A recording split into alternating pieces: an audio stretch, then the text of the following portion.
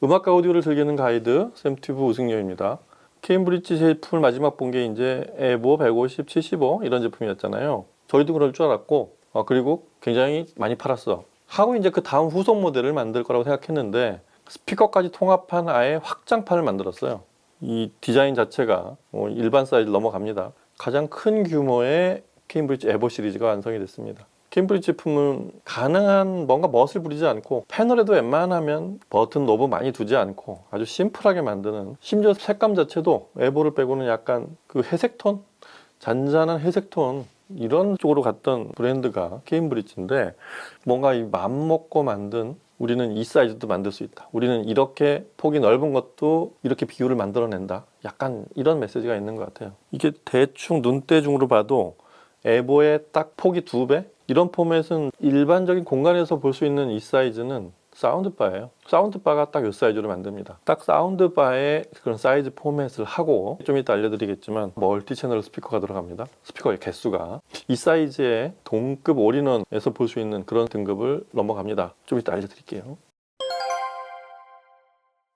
케임브리지 오디오는 저희가 이거를 구분을 하고서 이제 이렇게 생긴 제품, 이런 포맷으로 만든 제품은, 그러니까 똑같이 생긴 제품도 그 이면에 여러 가지 그렇게 생길 수밖에 없는, 서로 다른 다양한 이유가 모여진 그런 제품들이 여러 가지로 분포하기 때문에 저희가 그래서 그 회사의 히스토리를 보는 건데, 케임브리지는 자그마치 1968년에 설립된 회사죠. 그러니까 올해 기준으로 하면은 56년째가 됩니다. 초반부터 대규모로 그 농장을 통째로 사가지고 처음에 직원이 막 200~300명이 됐었다고 그렇게 말씀드렸었죠. 세인트 아이브스, 그 케임브리지 인근에 있는 그런 동네인데, 여하튼 그렇게 시작해서 이렇게 55년을 달려와서 올 초에 발표한 제품이에요.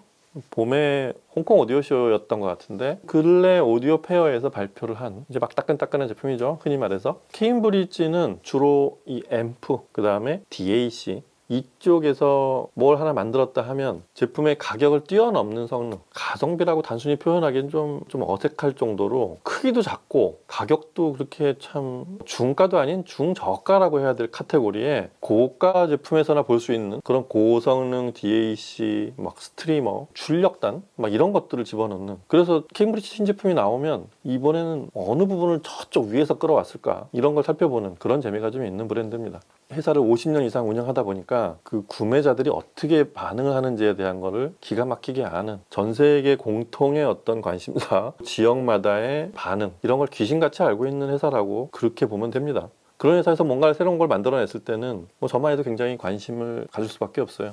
이 제품의 포맷 자체가 그렇습니다.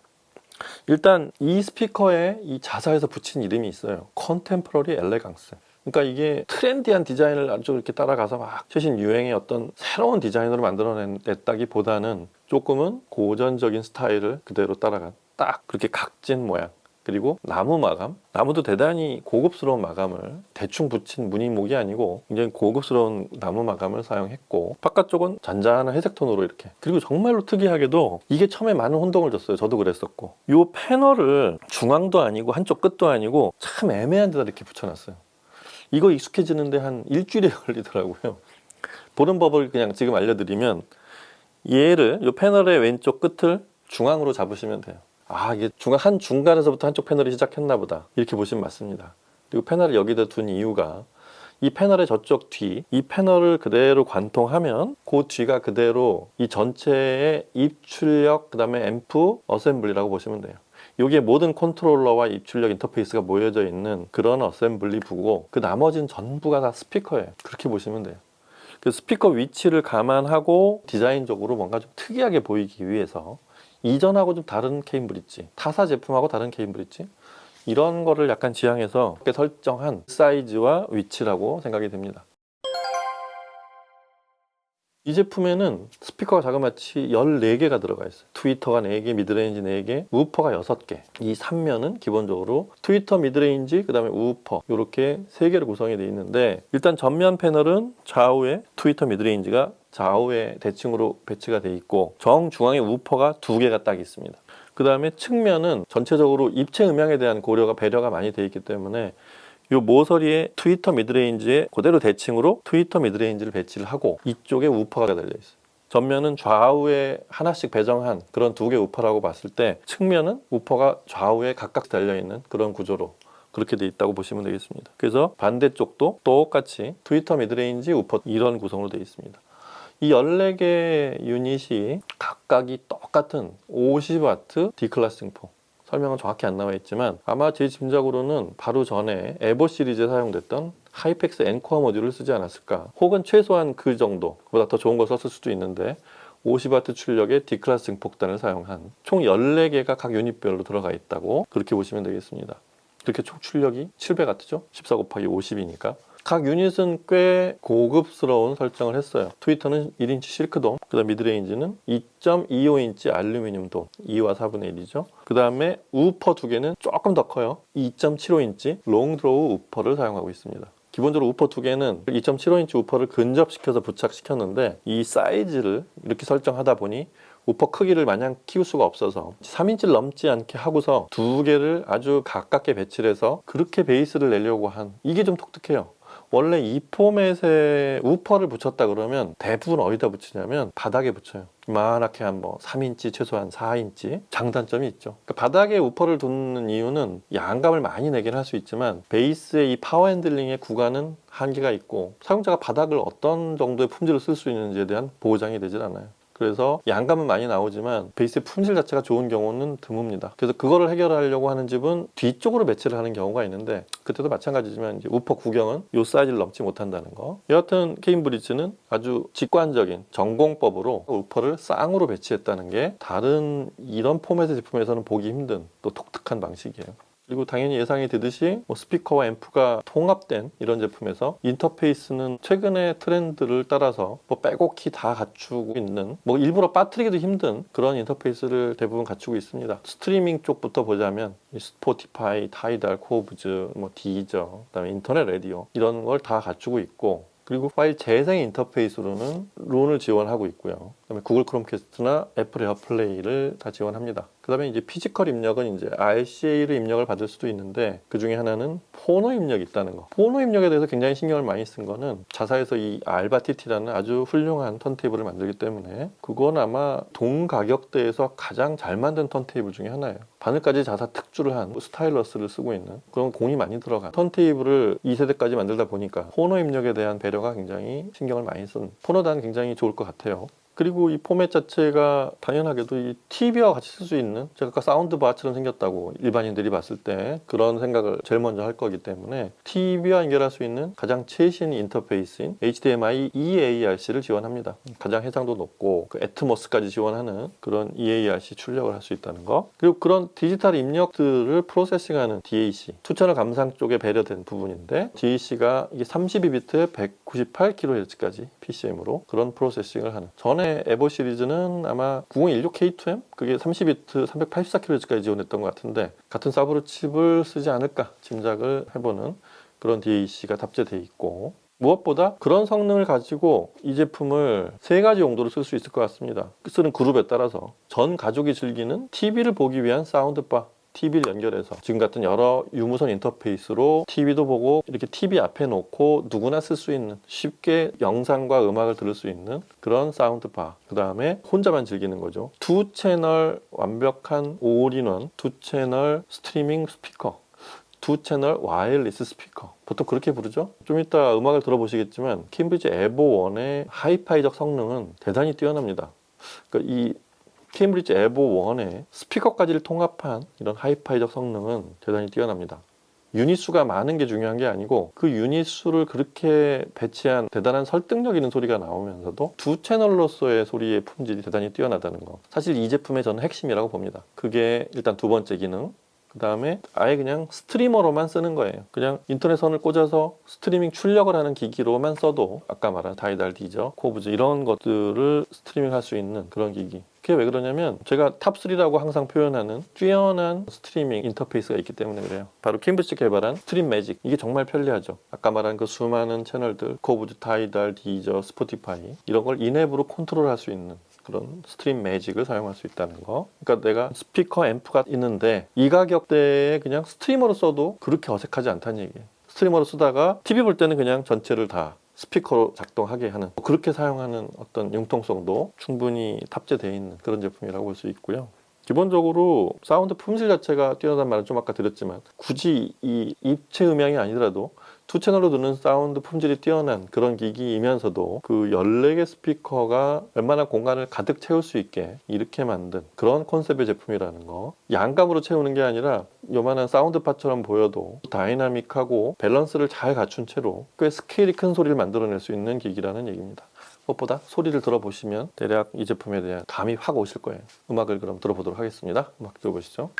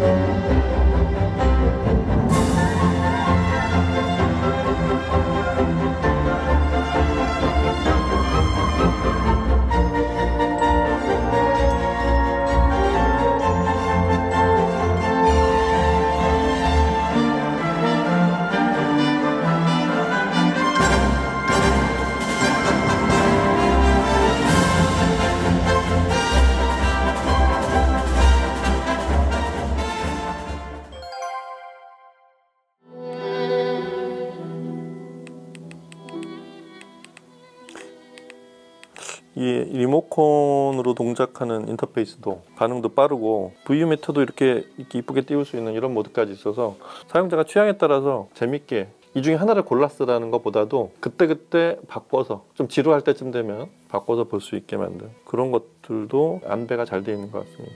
소리를 이렇게 들어보시면 이 에버1은 이래요. 소리 자체가 이 사이즈에 그냥 이렇게 생긴 제품, 그냥 우리 보통 통칭 라이프스타일 제품은 기대치가 높지 않을 거라고 생각하기 때문에 그냥 그 정도, 이미 먼저 만들어낸 이 포맷을 먼저 만든 하이파이 회사들이 출시한 다른 제품 정도, 이 정도를 만들려고 한 건 아니에요.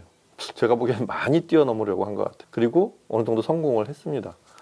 소리를 들어보면 이 14개 스피커가 대형 스피커에서 나오는 어떤 밸런스, 그러니까 중고음 저음이 이 사이즈의 스피커에서는 이 정도는 봐주겠지, 작으니까, 그리고 우퍼를 크게 못 만드니까 이 정도만 나와도 되겠지, 이런 걸 허용하지 않고 만들었어요. 그냥 만들면 아예 만들고 안 만들면 안 만들지만 아예 그냥 포기하면 그냥 앰프만 만들었을 텐데, 스피커를 우리는 집어넣기로 한다면 우리 케임브리지는 대형기하고 맞먹는 소리를, 원래 풀 사이즈의 그런 스피커에서 나오는 그런 소리를 우리는 만들어 보려고 했다, 딱 그런 컨셉이에요. 그래서 제가 음악을 듣다 처음에 들은 이 전람회 그림을 녹음한 이유가, 소리가 거침없이 나오는데 중요한 거는 안정적이에요.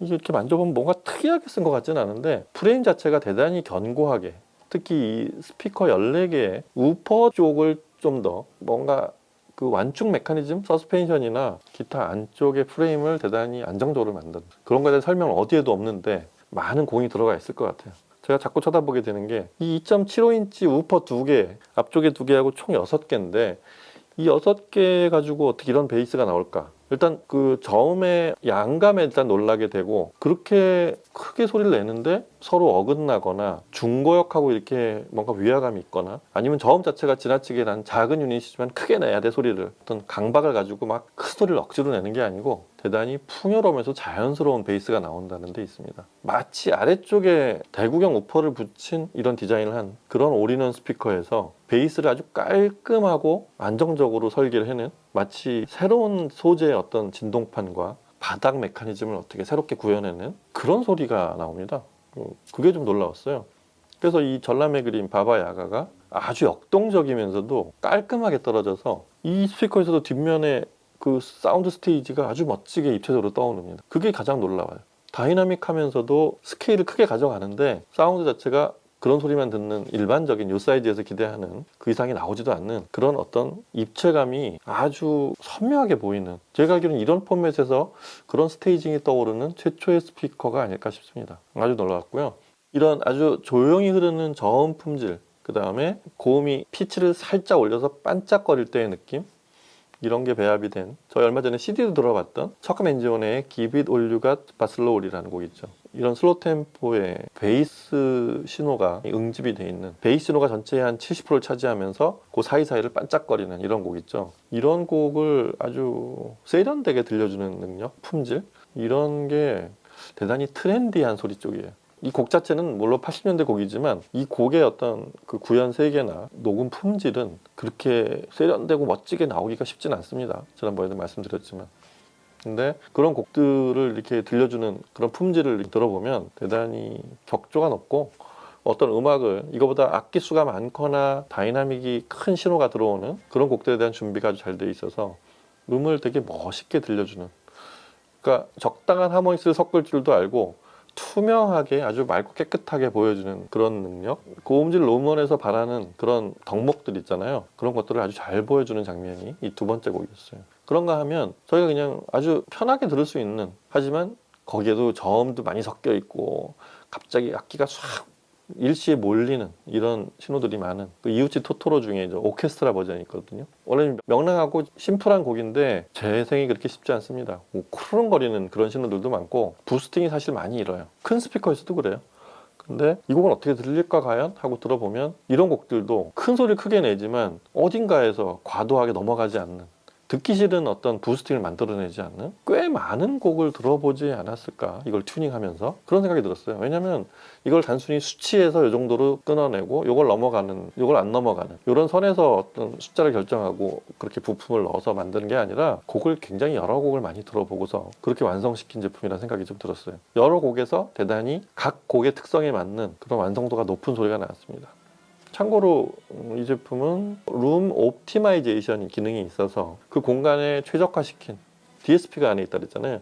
공간 특성에 맞게 오디오 AI가 동작해서 그 방에 최적화된, 그 공간에 최적화된 중음, 저음, 고음 배치를 새로 하는, 과도하지 않고 또 왜소하지 않게 딱 필요한 만큼을 적절하게 설정하는 아주 중요한 기능이라고 할 수 있겠습니다.